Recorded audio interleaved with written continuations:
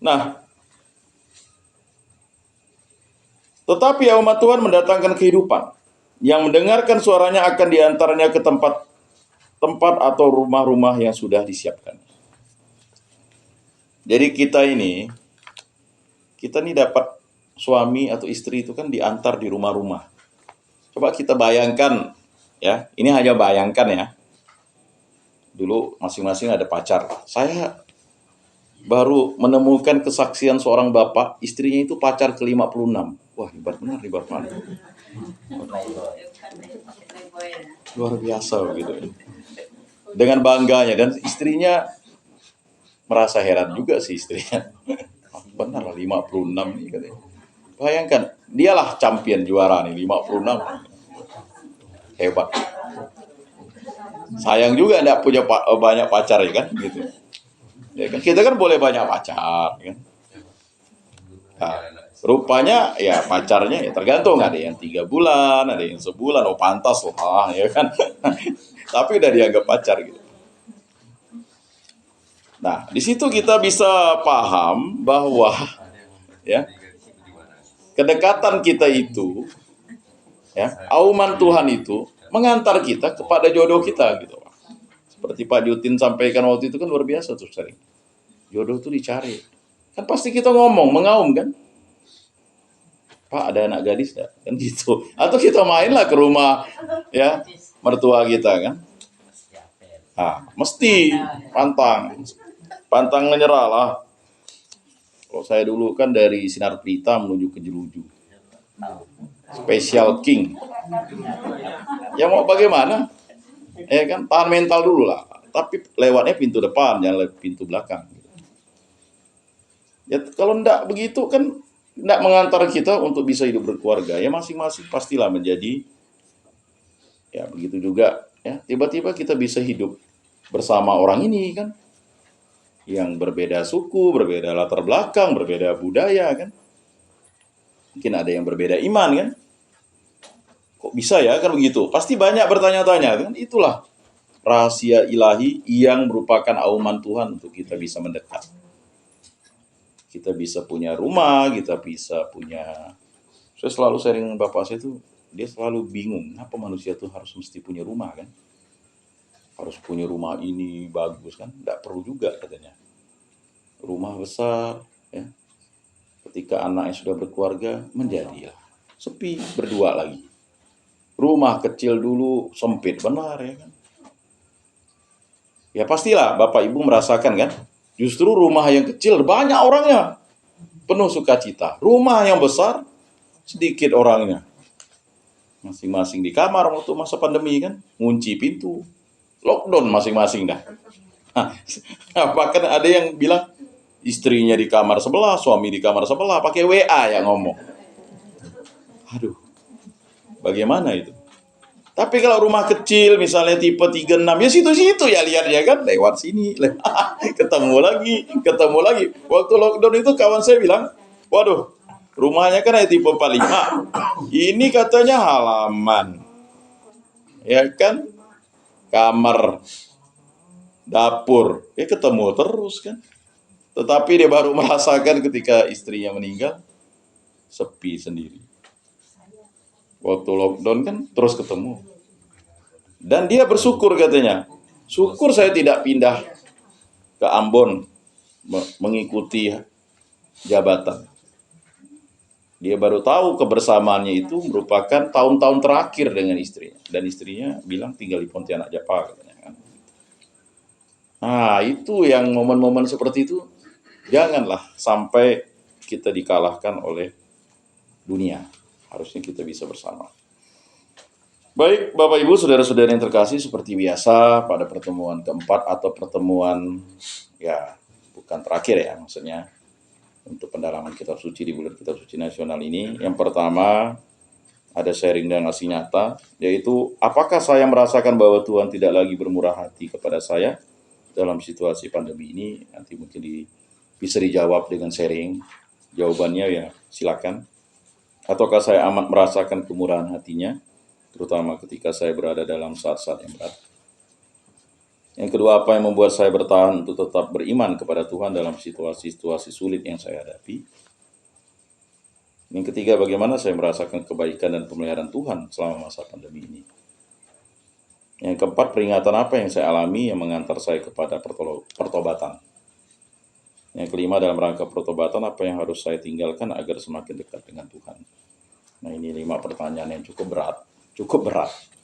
Karena masing-masing kita menjawab satu pertanyaan saja sudah keteteran.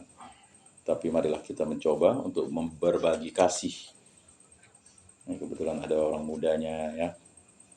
Semakin muda kan berarti kan kita juga yang sudah, apalagi bapak-bapak yang sudah berumur pun melihat yang muda pun menjadi pres lagi kan begitu. Pres dalam artian mengenang masa lalu. Baik, silakan mungkin dari tuan rumah lah dulu untuk pematiknya. Silakan Pak Dio. Tempat yang lain juga tuan rumahnya. Ya silakan. Ya kan.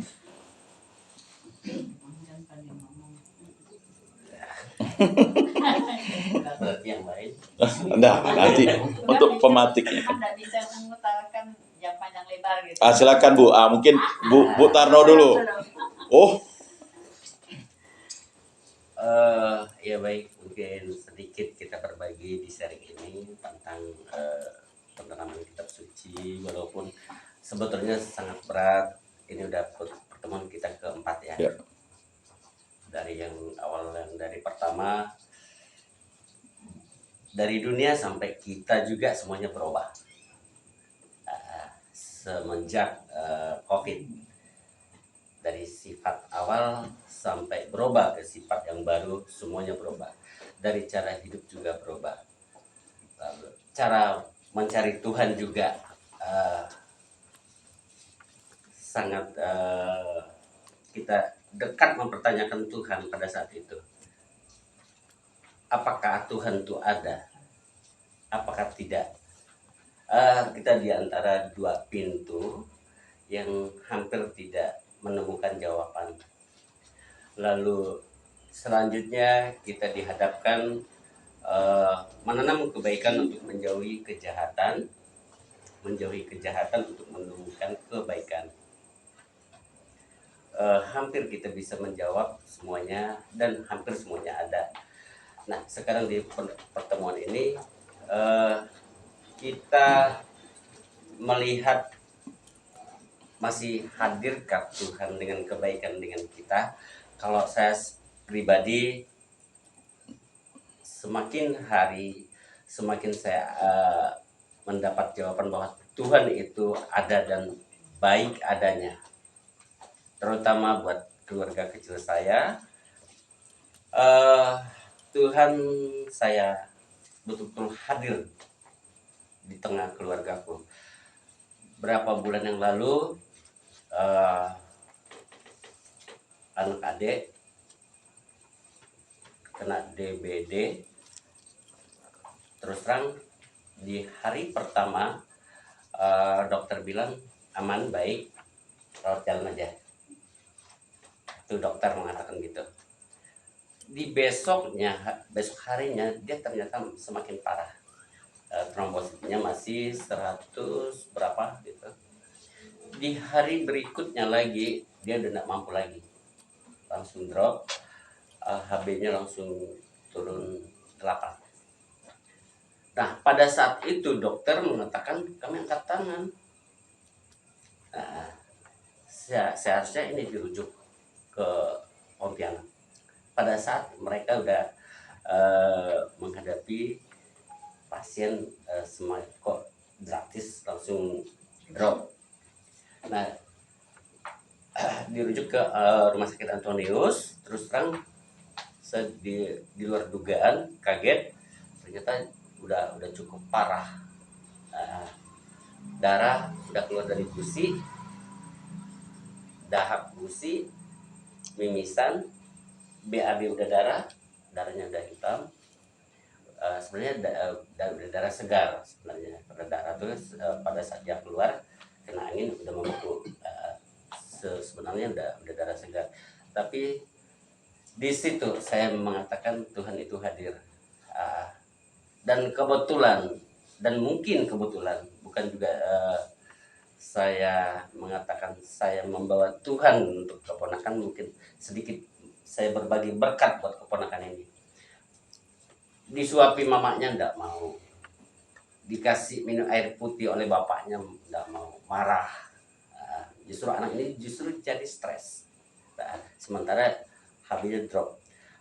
Sempat saya berbagi permintaan darah karena pada saat itu aku kebingungan karena harus mencari 10 kantong darah dengan besok harus dimasukkan. Nah, tapi itulah Tuhan terlalu, makanya selama beberapa kali pertemuan saya bilang Tuhan terlalu baik buat keluarga aku. Satu, Bang Thomas, Om, dia japri, aku siap, aku golongan B+, aku jam 5 subuh turun ya ke PMI. Nah, pada saat Bang Thomas meminta dia secara pribadi dia turun menyumbangkan darah, pada saat itu ada beberapa anak Visipol, ada beberapa karyawan BPD, secara terpanggil mereka datang, dan ada beberapa karyawan dari Rokok Sampurna. Mereka dengan sukarela kami siap golongan darah yang sama. Nah, sehingga besok paginya bisa masukkan trombosit.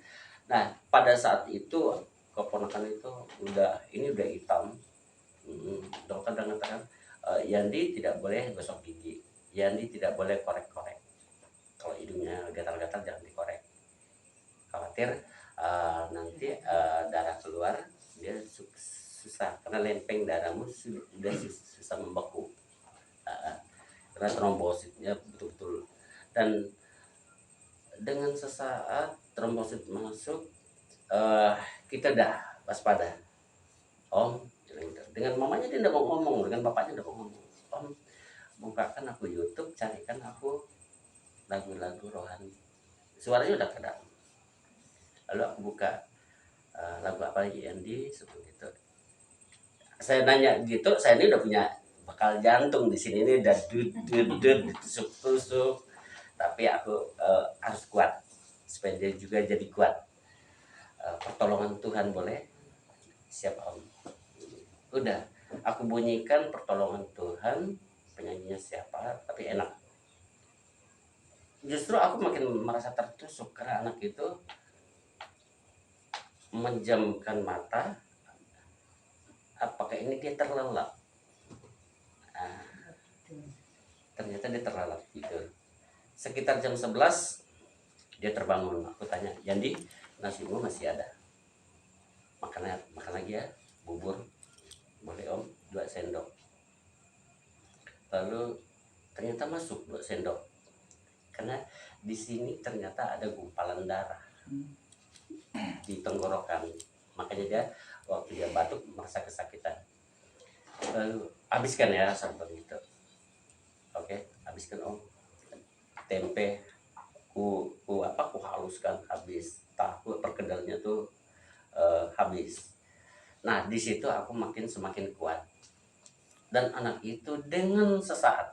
Nah, di situ aku tahu jawaban Tuhan hadir apa yang dibutuhkan. Dan butuh keyakinan bahwa dia hadir dia tanpa harus ada keraguan. Dia langsung duduk. Lalu besoknya saya tidak datang, anak itu pasti selamat. Pagi-pagi dia telepon sekitar jam 11. Biasanya kan aku datang habis ngantar Mama Nando, aku langsung ke rumah sakit. Om, kenapa tidak datang? Enggak, aku tidak datang karena nasiku tadi malam habis dan kau bisa duduk. Sorenya dia gosok gigi, perawatnya tidak kenal. Ini Yandi kan? Iya. Karena darah dari yang beku di giginya, aku juga enggak heran, aku pikir giginya tuh rusak. Ternyata tidak, rupanya itu lempeng darah yang nempel, udah membeku. Nah, digosoknya pelan-pelan katanya. Itu langsung bersih. Nah, lalu dokternya juga heran, perawat yang di ruangan Markus itu heran. Kok cepat kok bang, kalau kayak gini sih besok kok bisa keluar, kata dokter. Nah di situ yang saya betul-betul Tuhan menjawab, dan saya juga kami sekeluarga dia sempat istirahat di sini ada beberapa hari. Nah, lalu habis itu dia pulang. Nah yang buat saya sekarang